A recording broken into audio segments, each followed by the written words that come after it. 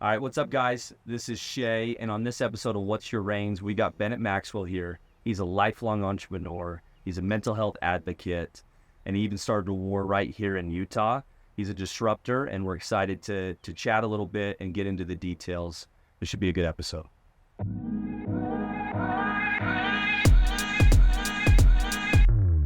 So, tell me a little bit about you, where you grew up, kind of your background from the beginning. Grew up Orem, so Okay. just down the street right here. Was raised one of 9 kids with a single mom, so that kind of the hustle mentality early on to get your place in line for the food. Yep. We sold candy bars at elementary. So you were straight entrepreneur from the beginning. We did candy bars, me and my brothers, and then we did some lemonade stands. We did shaved ice stands on the corner. Elementary. Do you ever sell a cookie? Like, because then your story goes back to like, I mean, yes. it goes back like, no, I've been selling cookies for 20 years. So that was kind of elementary. That was my sales experience in elementary. Yep. Then I went to lawn aeration. Okay. I just did door to door in my neighborhood. I think everybody felt bad for me. I was kind of the poor kid in a nicer neighborhood, and sold a bunch of that. I think that gave me some good confidence. And then when it came to do sports, so that's where the cookie dough came in. Okay. I did football, wrestling, and rugby. And it was either you have money to pay for it or you sell some stuff. Yep.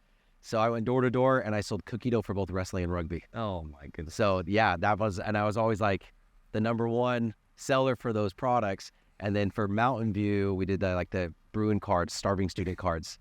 And then we did, but that wouldn't pay for football camp. But pay your football fees. To do football camp, you have to do a banner. Yep. So you have to go, I was cold knocking businesses and just I want to go to football camp.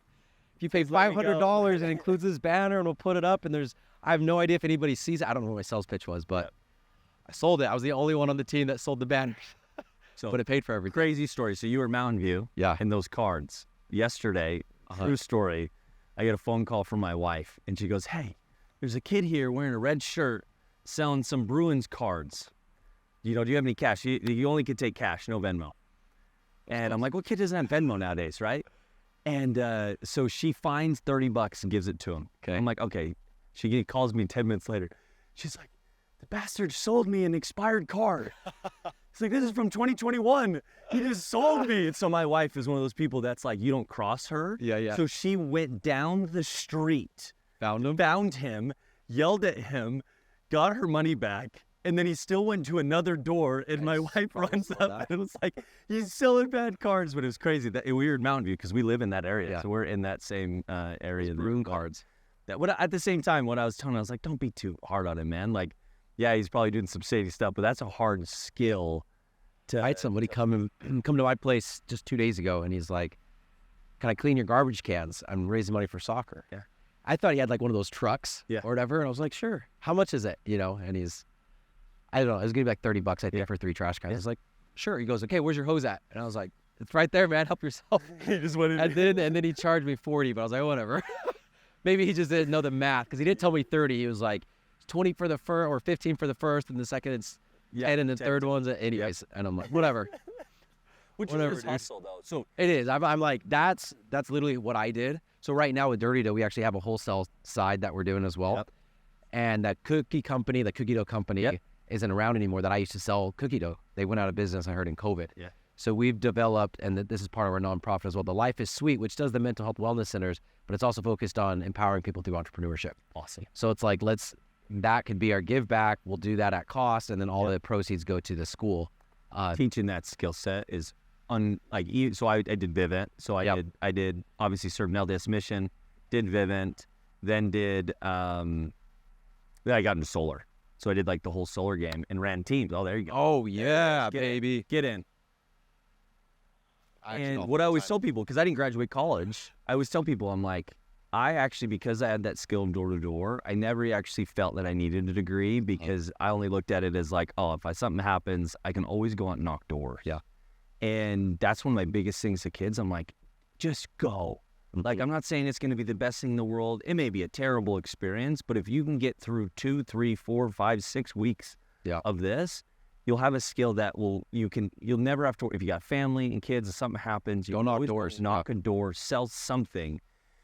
And people that don't put themselves in a pigeonhole that, have to make mistakes or go into bankruptcies or go into whatever because they don't know how to go out there and just go make money. Yeah. And I think but it's a cool way to start of where it is. So obviously entrepreneur your whole life. That's what an entrepreneur I did, my first summer was just 2 months because they recruited me halfway through the summer. Okay.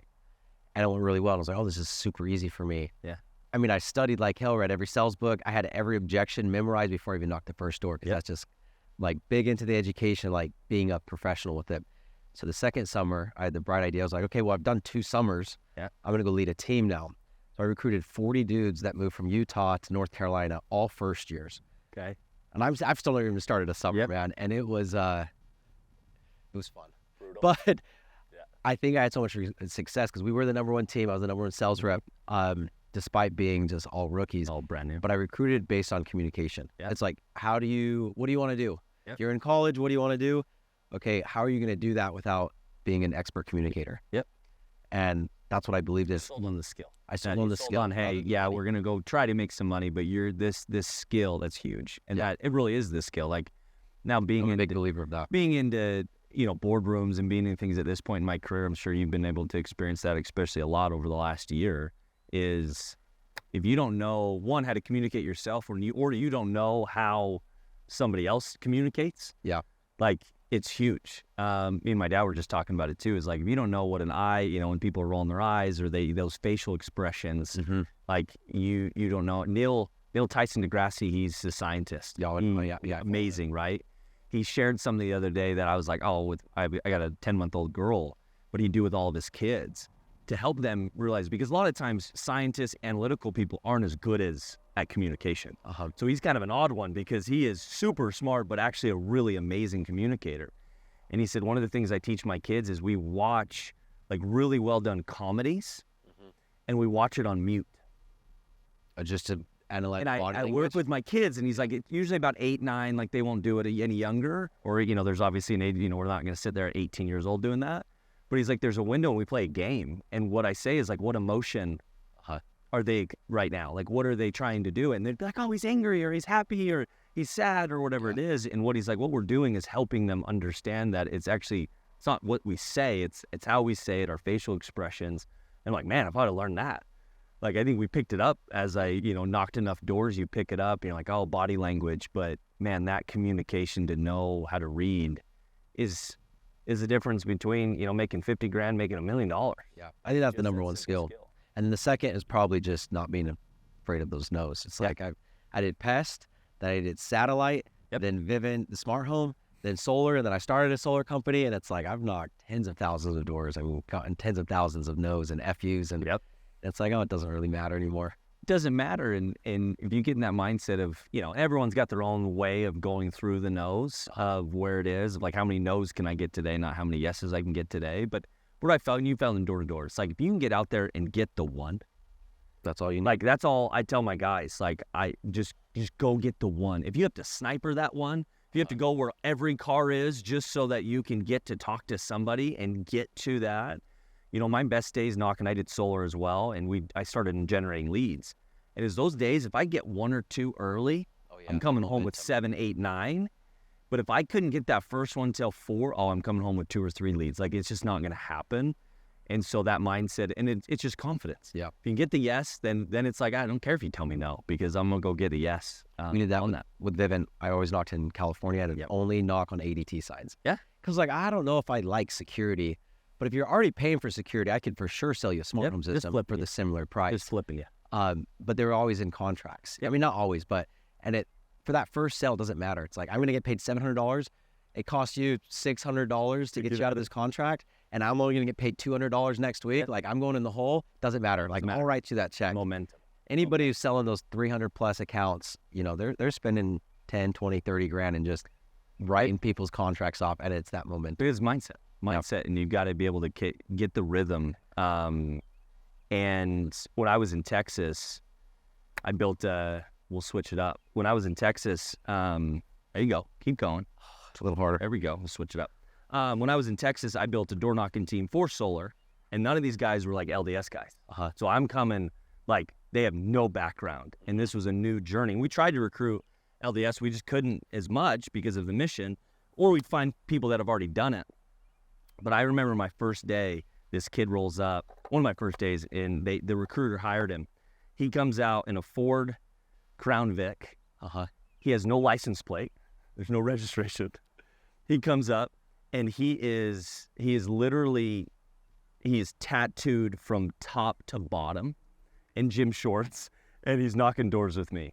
And I tell him this, what changed his life was the second door I knocked, I closed the deal. Second door. And I think all he needed was that vision. And he literally turned to me right after, and he's like, hey, can I just go knock on the other side of the street? I'm like, heck yeah, you can. Within 2 or 3 doors, he's in somebody's house. Yeah. He texts me, he's like, bro, I don't know what to do. I don't know what I need to do next, but I got in the house. And he became, within probably 2 weeks, he became our manager. Yeah. He became the guy that's running everything.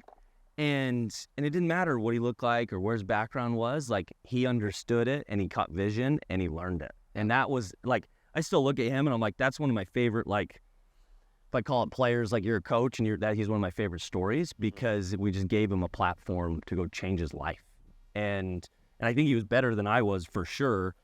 Oh, look at that chunk.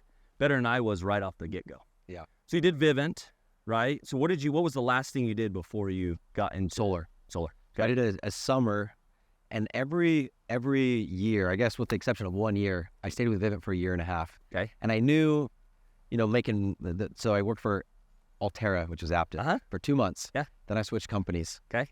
And I knew I could have made more money with Altera. Yeah. If I stuck with them. But I thought, I want to 80-20 principle. I probably learned 80% of what I'm going to learn with this company under this leadership. And then I went to another company. Yeah. And it was great. Made $250,000 my first summer. And I'm like, I know I can do this again. Yep. But then I switched to satellite. Same thing. I was like, I want a more professional. So I didn't like the pest control. It was all about like the head nozzles. I was like, yeah.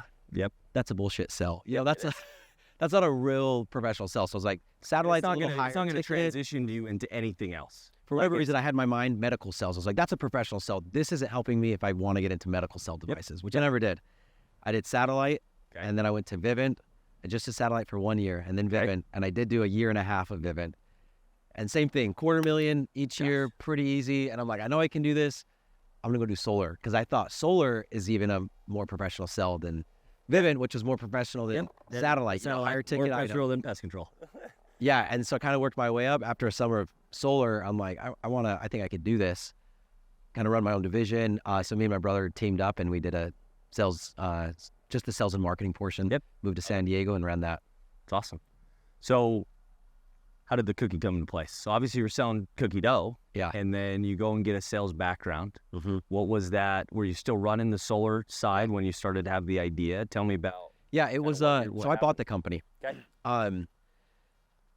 Crumble got started, Yep. and they actually asked me to do franchise sales from them like early 2019. Okay. Crumble did. Okay. And I turned down the opportunity because I wanted to go do solar. I mean, I already had my mindset on doing the solar, but I heard them out for like a 20-minute meeting, and when I said no, they said, well, would you buy a franchise? I said, I don't know, tell me about it. Yep. And they said, well, it's owner operated, and we're sold out of Utah, so it's the first thing you need to understand. You're going to have to move out of state and operate it full time. I was like, you want me to pay money to buy a job that makes less than what I'm making right now in more time? Like, that doesn't make sense. No, thank you, but cool.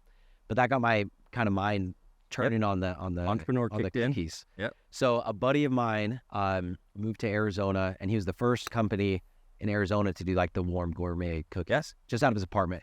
Post on Facebook, I need an investor. I want to do a storefront. So I gave him a little bit of money in 2019. He opened that storefront in March of 2020. Okay. The week of the shutdowns. Oh my God.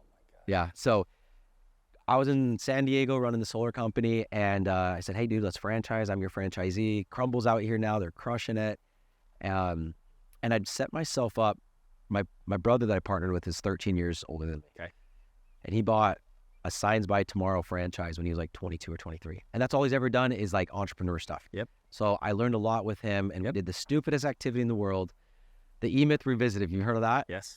So it's me and my brother. Before we even start the company, we write this whole org chart of what we want the company to look. I was like, this is so stupid. Why are we? And then we place our heads in every single one. But within a year, because we started with that and we did create, SOPs for each different position, we'd both worked our way mostly out of the company. Okay.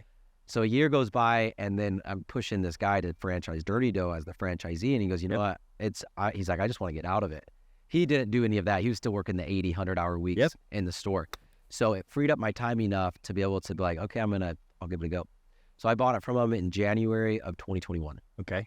With the mindset of how do I simplify this to compete with Crumble's model of owner-operated? How do I simplify everything and make so other people like me that, have some business skill, but I don't know anything about baking or cookies, that I could run it and it's scalable. Yep. So that was kind of the mindset in that first year. We did the entire company. Other than the name Dirty Dough, every, cookie design and recipe. So it was already called logos, Dirty Dough. It was already called Dirty Dough. That's not, yeah. That's awesome. And then, just redid everything, the branding and all that. But the big thing was we centralized all of the production. Got it. So now like our model compared to a Crumble model starts with your cost of goods. We purchase bulk to one location. Okay. And then distribute So that. our flours, right, like as of today, we're at like 25% less cost than what Crumble's paying, even though we only have 24 stores. Sure. They have 850, but because we're ordering truckloads of flour at a time. And then rather than mixing 65 cookies at a time with a teenager, we mix a few thousand cookies with a professional baker. And then rather than weighing everything by hand and forming by hand, we run it through a machine. That gives you greater accuracy, precision, and it gives us a very unique product. We do stuffed cookies, 2-layer cookies, 3-layer cookies on everything. And then we get that product and we ship it to the franchisees. All you do is put it in the oven. Just try to make it stupid simple. Every cookie, same time, temperature, fan speed. It's just grab some cookies, put it on a cookie sheet, put it in the oven. When the timer goes off, take them out. So that was kind of the vision. Is just how do we make it the most simple food franchise model in existence? And I think we have it. And we're still simplifying it. But that was kind of how I got into it and why I got into it. Get in. Oh, yeah. Get in. So what's the journey like? Been a year? So over a year now, year and a half. Yeah, it's been, 2 years ago this month is when I sold the solar company and I dove in full time to Dirty Dough. Yeah. It's been hell. Yeah. It's been fun. Yeah. Exciting. You got competitors, right? Crumble, Chip. I don't know if there's anybody else. I know there seems like... Yeah, Cookie Plug is one. It's kind of a gangster one thing. called the Cookie Company? Cookie Co. Cookie Co. There's one called Local Cookie Company as well. I just found them this last week. They just have one store. Crave is another Crave, one. So have you been able to navigate that, right? Like, obviously, we're selling cookies. We're selling, in a somewhat similar fashion. Obviously, cookies and donuts and these things have been around for a long time. Not necessarily what makes a difference. I think you can explain what makes it different, but how are you able to get up as quick as you've been able to do? Everybody's doing the Crumble and the Chip and the Crave model, which is here's a recipe, go do everything. Right. But we're saying it's a lot more work for us, a lot more money. But it's you no longer, we're half the cost of a Crumble. We're a third. You don't need all the time because we have less than half the employees because now you don't have mixing. We're out of less than 1,000 square feet oftentimes because you don't need all the storage. You don't need mixers. And you don't ever need to mix cookie dough. Which I've still never mixed cookie dough. I don't know how, because you have to measure the flour. It's like, how hard can it be? But yet they were messing it up all the time when we were doing it at a per store basis in Tempe.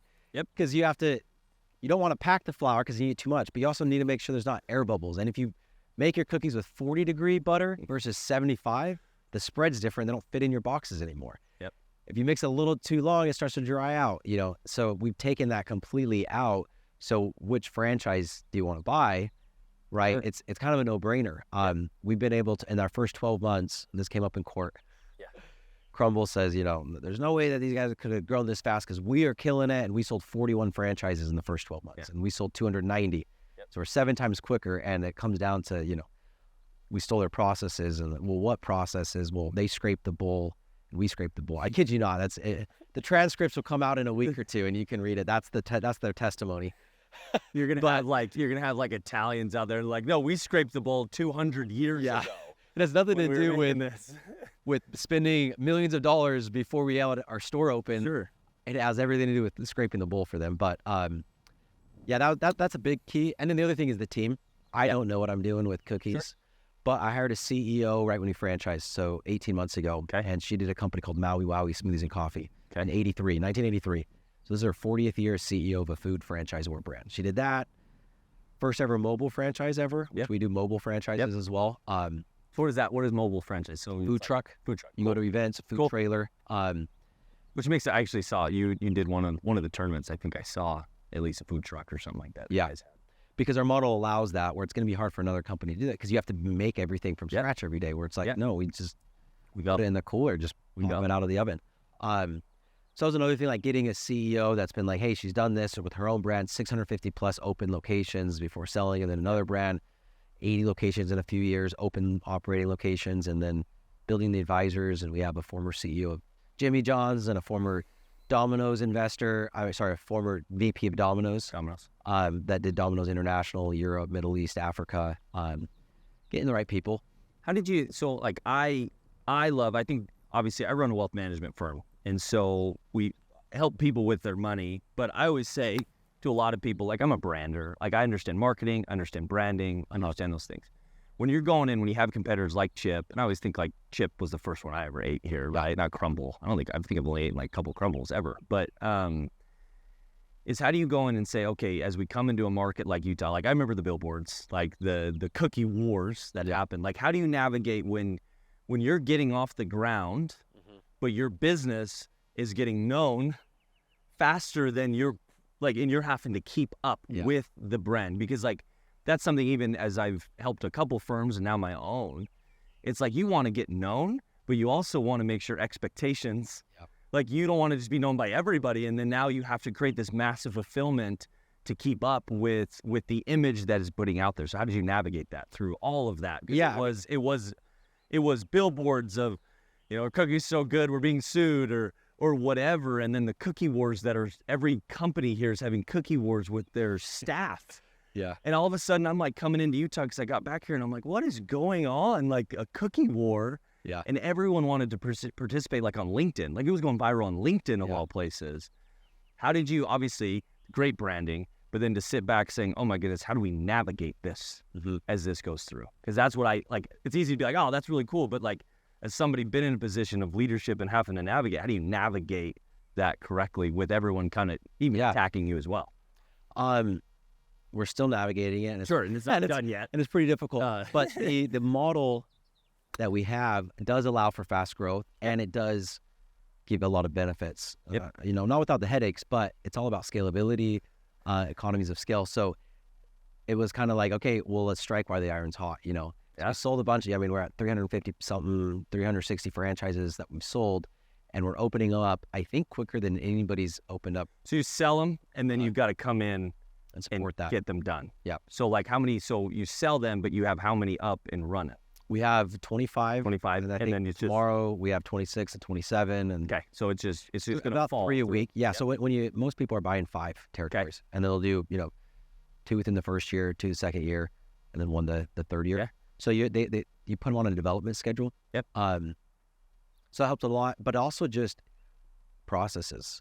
You sign on as a franchisee with Dirty Dough, and you log into the admin portal. You have 115 steps, exactly what to do before you open up. Yep. And one of our franchisees, he's the owner of another franchisor brand, Glow Tanning. Okay. 50 something plus locations, been doing it for a decade, and he's like, I'm still in that checklist. Yep. Because he's like, our checklist is up here, right? Yeah. But I'm like, no, nothing can be up here when you're opening up when you're saying, 2, 3, 4 stores a week. Yep. So really standardizing all of these processes, which comes down to how do you do that? We'll get the right team that's been there, done that have opened up. And as you do that, have the protect. I mean, obviously, all those people that you've brought on board. I mean, anytime we're vetting out people that have helped us with our wealth management firm from a self-development standpoint, I'm like, okay, well, this sounds great, but who do you have on your staff? Not even that I need like more creativity, but who have been through the 2020s, who have been through the 2008s, or whatever that version is for the company, because every company's different. And how did they navigate that and create? And then you've got this social media thing. And it's like, okay, it's not the same branding anymore. It is something that is still, you can't, I don't think you can order a cookie online. Maybe you can. But at the same time, this is something that is still to the area. It's still kind of a fast food model that you've got to come in and get. That is, you've got to be looking backward and protecting, and then looking forward to say who's on our staff that's going to know how to get us there year 5 and year 10. Not just year 1, 2, and 3, and that's obviously there's not all the answers for that. Yeah. But when you have that lineup of people behind you, the Domino's, the Jimmy John's, the whatever, that okay, we've got people that have been through this at a high level to be able to do it. We'll switch up again to be able to do it. So now, do you guys have a goal? Like obviously, number one is the fulfillment of okay, we sold these franchises, now we got to get them up, we got to get them going. is there a certain number of sold franchises that you guys are looking at? Because you probably have territories. Yep. So I don't, not that there's a limited amount, but there's probably some type of. Yeah, we're trying to slow the growth right now. So we raised our franchise fee, and then we're also, before last year, we would allow people to do multiple territories. You pay up $40,000 for the first one, and then you can reserve 1 or 2 territories for only $10,000. Yep. So non-refundable deposit, subject to a timeline, but it was still only $10,000. Yeah. We're like, oh, we're selling out a lot of the country for only $10,000. So we just changed that. So it's hasn't hurt the revenue yet because we're collecting $50,000 on the first one and $45,000 on the second. Yep. So now we only have to sell 2 and we get the same revenue as if we were selling 4 before. Exactly. But that's fine because it's not about the number of sold locations, it's about the number of open locations. Yeah. But 100%. the goal is that in 5 years, we think we can have 1,000 stores open in conjunction with 1,000 mental health wellness centers with our nonprofit. Which is the game. And we were just talking with Bronson in anybody that I'm sitting in with meetings, being that I love branding, is if you were building a business and not being cognitive of, did you get all that? Yeah. You're building a business and you're not being cognitive of this ability. And it's not even that, it's just philanthropy in the same way. One, it's just smart marketing. This is what I try to tell people. I'm like, this is good branding. It's just good marketing. This is what people are wanting is Hole-in-one. Great, you're selling cookies, but what are you doing? Yeah. Right? Like, what are you doing for the community? What are you doing for the people? And you get it. Like, when a Nike gets so big, you're like, oh, yeah, you better start a nonprofit or people are going to start pulling you down saying, look, they're just doing this and this.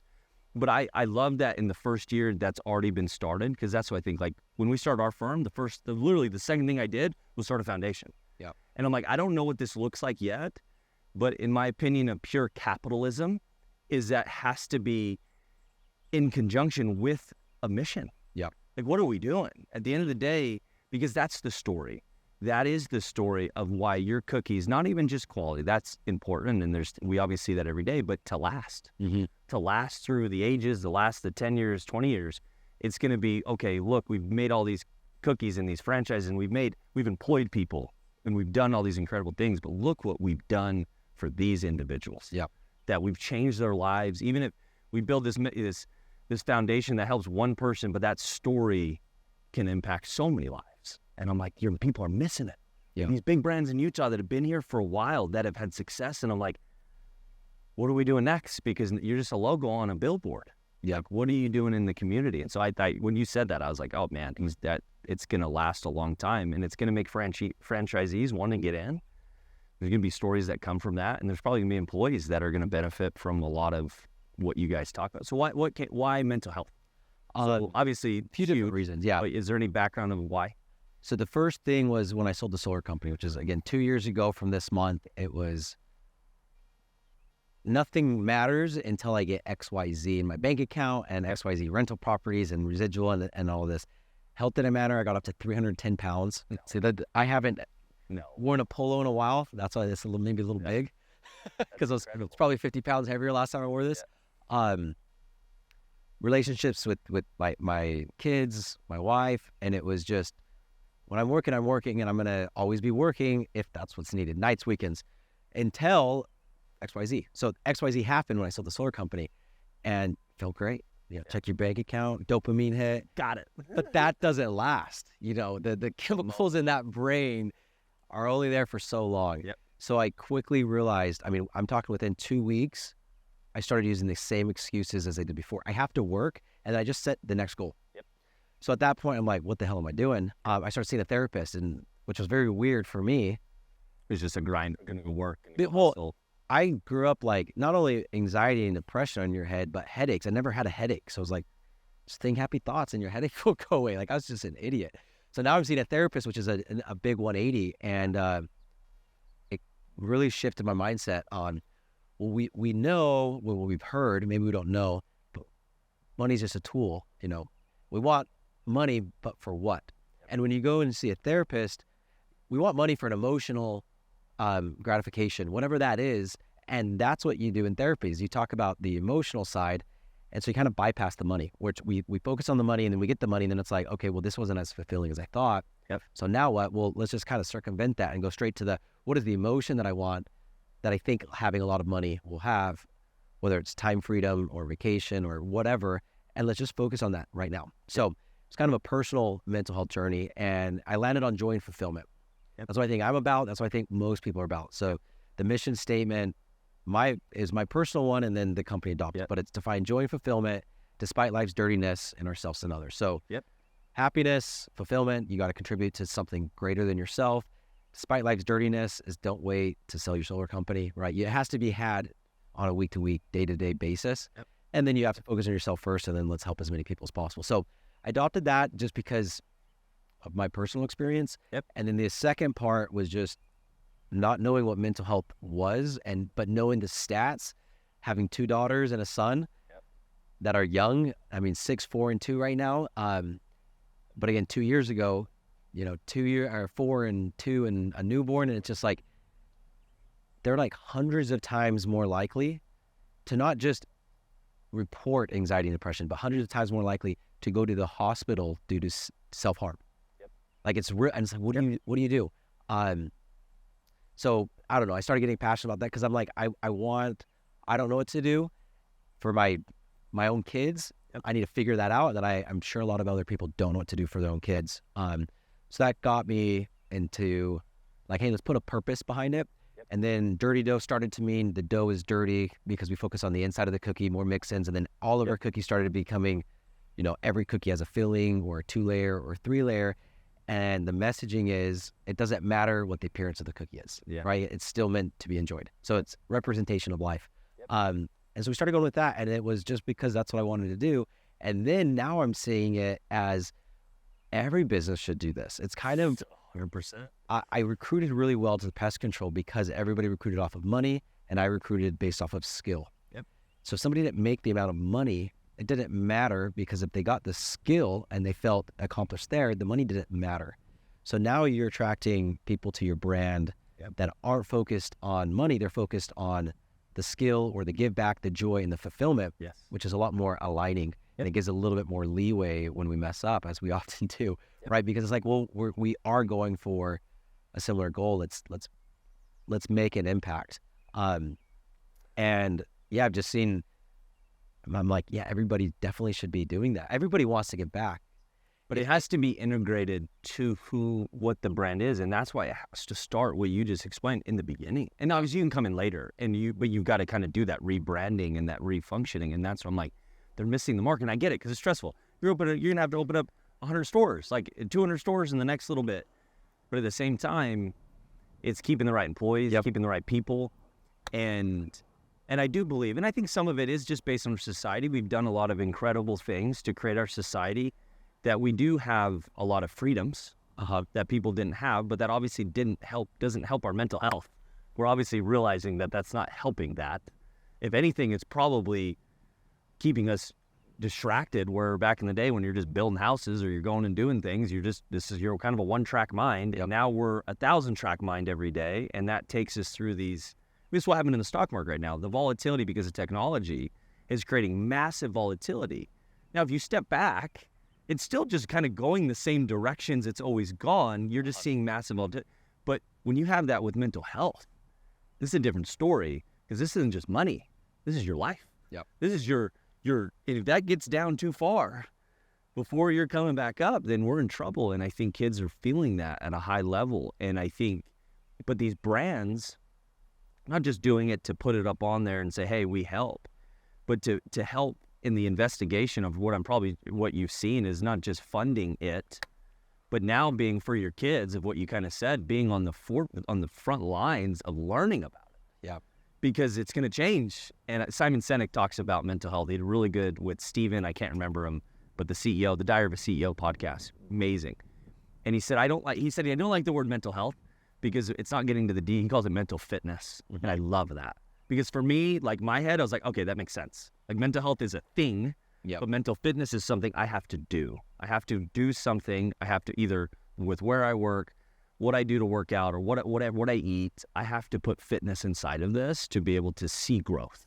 That was one of the big changes that I'm trying to make is, I love that you're doing something with mental health because my mom has anxiety and my wife has depression. I'm like, if I told you I was opening a gym, are you going to tell me your mom's fat and your wife has diabetes. Yeah, Like, I didn't say illness. Yeah. I didn't say mental health illness. I just said mental health. So then it's like, how do you increase your joy and fulfillment? Well, I'm like, that starts in your mind. So whether you want to call it mental fitness, mental health, or mindset, everybody loves mindset. Yep.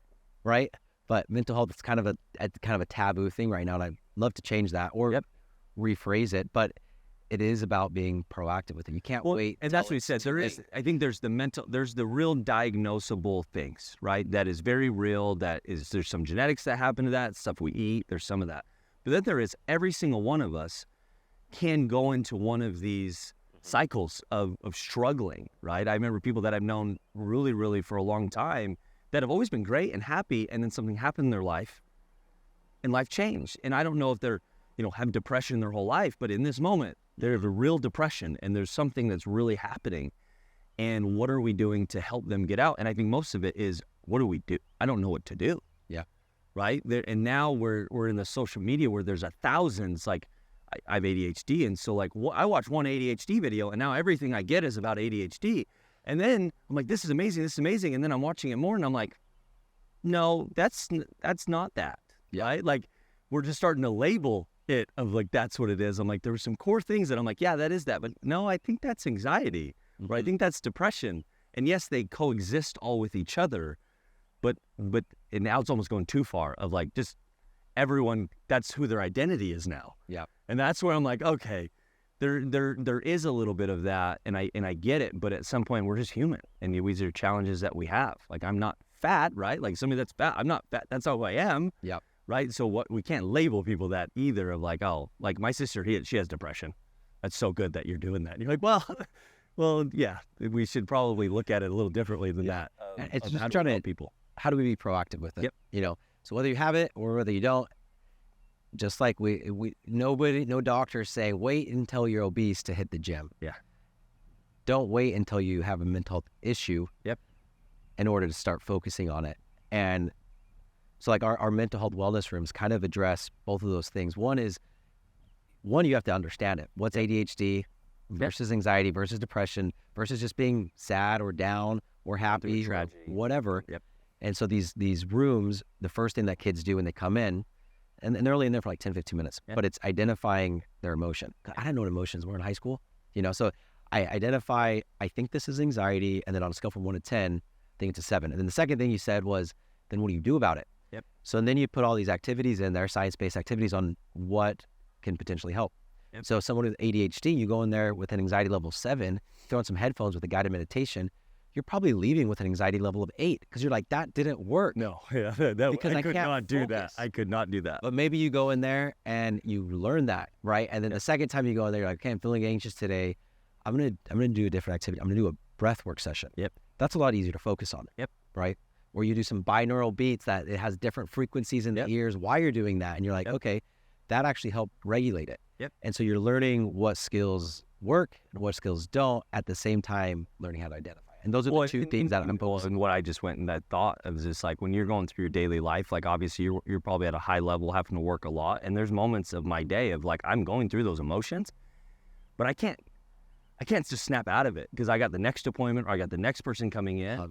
But the reality is it's not fair for that next person either, because I'm not at my best self. But to identify throughout the day those emotions so you can put in the right, solution for that time to be able to get yourself back. And everyone's got their thing, but I think it's always been just like, oh, meditation. But it is different for every person.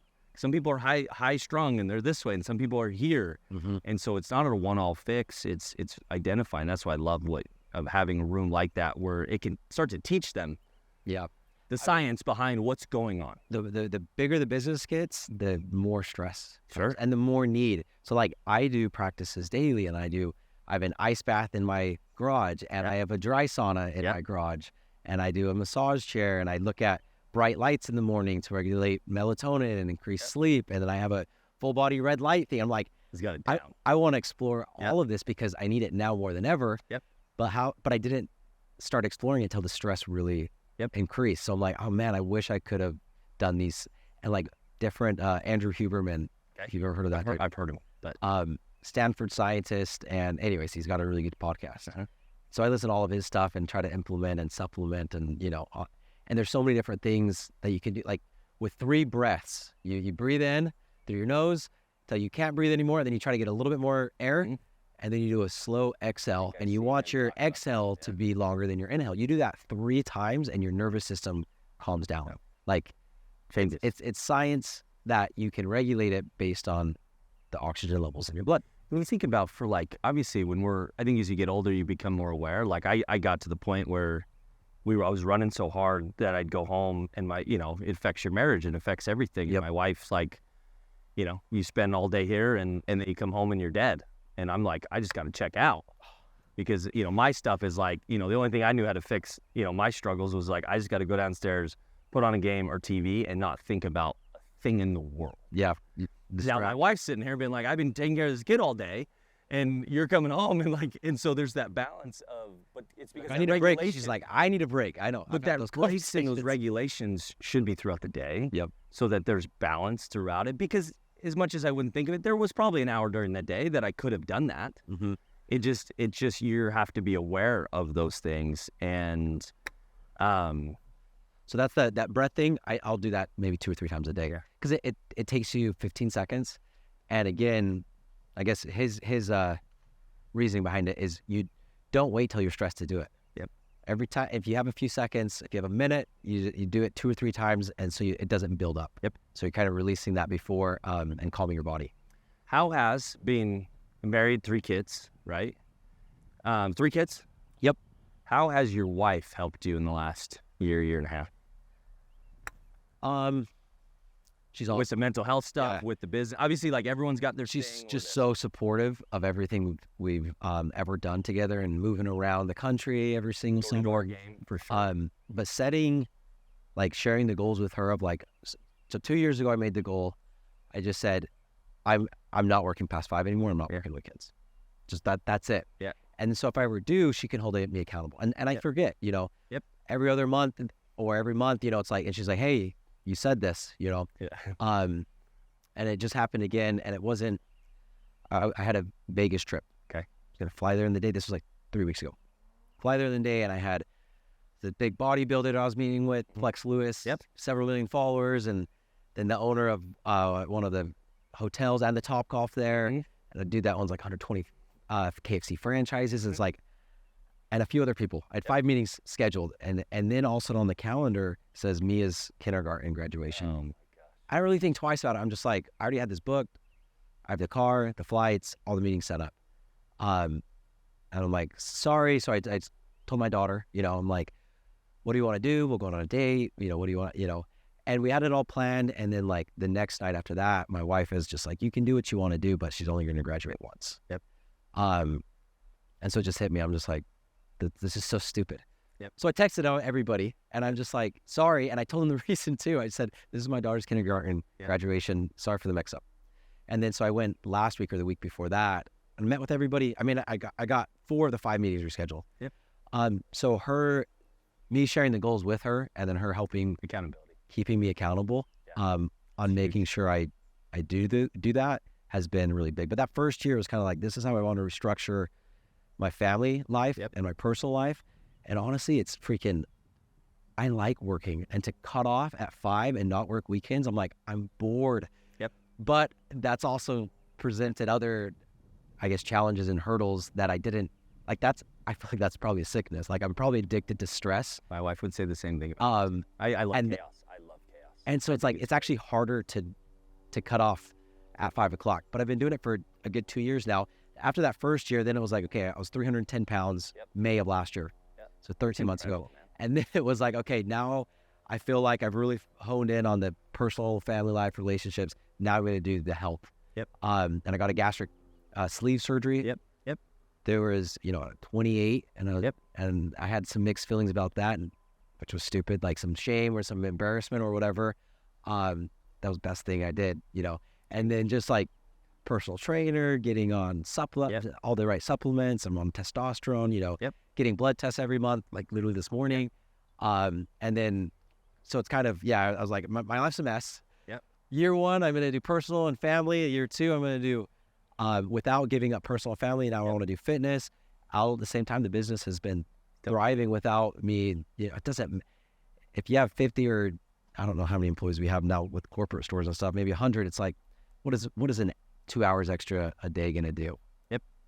No, and I think we'll switch here, but I think that's where and my wife's been in a lot of those ways too, and figuring out that balance. I love what Ryan Smith, I listened to his podcast on Lewis House podcast, and he said, there's no such thing as balance. And I think him and Ashley's wife, like they have it like the plane, like the wings going too much this way or this way. And he said when he was selling and they were going public, like there's no way he could have perfect balance. Right. But knowing that, hey, yeah, Dad's time's going here, and so we're going to go spend this time here. But I think it's not just doing it, but I think it's setting the expectation. Yeah. Because you can't just do it after as a fix. Yeah. Like, oh, look, because I did this, now we're going to go do this. But that as an expectation of this is how this is going to go. And so that the kids aren't, and so because we just have a 10-month-old, and so now we're getting into that where it's, and my commitment to my wife lately has been, as I've been traveling everywhere, making the commitment of, and our baby travels really well, hey, you're just going to come with me. And so we were just in Chicago. We were just in New York together. And so and we had to bring my mother-in-law as well. So I'm like paying 3 tickets to go. But then in my head too, as like, oh man, that's a lot of money. But at the same time, it's like, but this is our life. Like this is who we are. We have to do it. And I don't want it because I do love business. And Jeff Bezos talks about that too. He's like, I love my job. Like I love them both. I love my family more, but I love my job too. And so, for us, me and my wife, at least the trial has been trying to integrate them as much as we can. At every meeting we go to, they're like, why doesn't your wife just run your company? And I'm like, she probably will.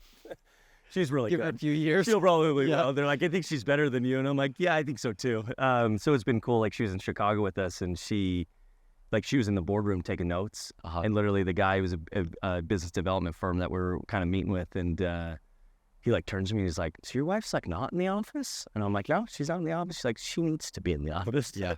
And I love that. And I think she's been able to not just be the supporter, is to be an influence in the decisions that we make. And obviously now we have a little girl is seeing how she's influencing 10 months. Yeah. Give it a few years. My daughter holds me accountable, both of them, my 6-year-old and my 4-year-old. I don't know where they got this from. I don't know if it was for me or her, but she goes, what's more important? They always ask me that. When I say I'm going to do this, they say, what's more important? They heard it from somebody. And then I say, you suckers, let's go. Yep. Let's go. Let's go on a date, whatever. We do it every single day, take them somewhere. And if I try not to, then they'll hit me with one of those questions. Well, it's the same thing. Like I grew up, was raised by grandparents and kind of a single, and I was raised with cousins, and there's a lot of different things. And one of the things I told my wife, as obviously even 1 to maybe 7, it's difficult, but as they get older, is I want them traveling with me. Yeah. Like, come with me. We're taking you out of school. I don't care if they call the cops on whatever it is. They can't, private school, whatever, is come with us and make that something that's normal, right? I get it's hard taking a 5-year-old around. I mean, we did photo shoots yesterday with my 3 kids. Some of it was to get them involved. Most of it was so I could justify paying them for tax breaks. Sure, absolutely.